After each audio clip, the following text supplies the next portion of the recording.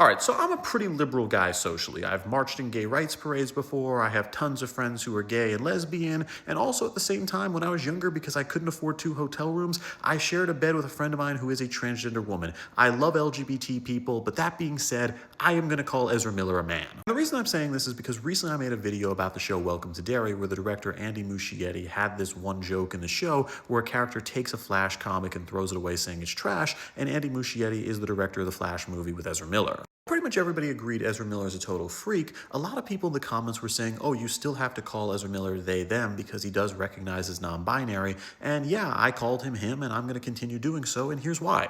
The reason is because Ezra Miller is using the LGBT community. This is somebody who's not a very talented individual, who clearly has mental issues, and the only way he's able to get ahead in life is make him seem so different, saying, oh, I'm non-binary, I'm this, I'm that, I'm different. And if you want the best example of this, look at this one piece of footage from one of the 14 times this guy got arrested. Non-transgender, non-binary, I don't want to be searched by a man. I'm transgender, non-binary, and I don't want to be searched by a man. I claim my Fourth Amendment rights. No. I got assaulted and I started filming. Okay. I can show you the video. Let's talk stories outside. Let's talk stories outside. And Ezra Miller in the system, no warrants, but he's caution codes unstable, 29 Caucasian Hill. I got assaulted in this bar twice in a row. I film myself when I get assaulted for NFT crypto art. What's your name? What's your badge number? Tell me your name and your badge number. White key. Ezra. Full name, full badge number.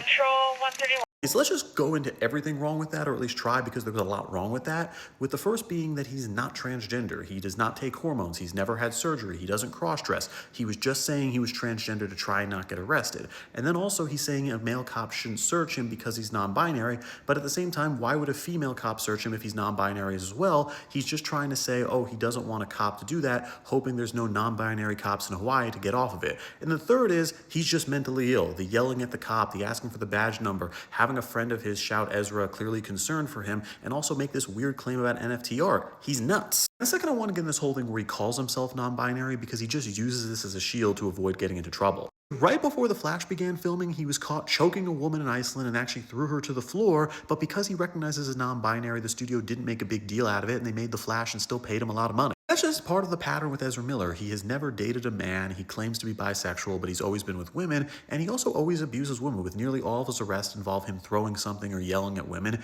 And yeah, he was also accused of grooming an 18-year-old girl from the age of 14, offering to support her financially when she was 16, and then at the same time gave her shrooms when she was just a teenager. Yeah, I'm just gonna say this. I'm totally pro-gay, I'm totally pro-transgender, but I think a lot of non-binary people, in fact, most of them, are just upper middle-class white people who are upset they're not a minority, so they do this to feel special, like Ezra Miller. And with that, I'm Charles Perall. Please subscribe to learn something.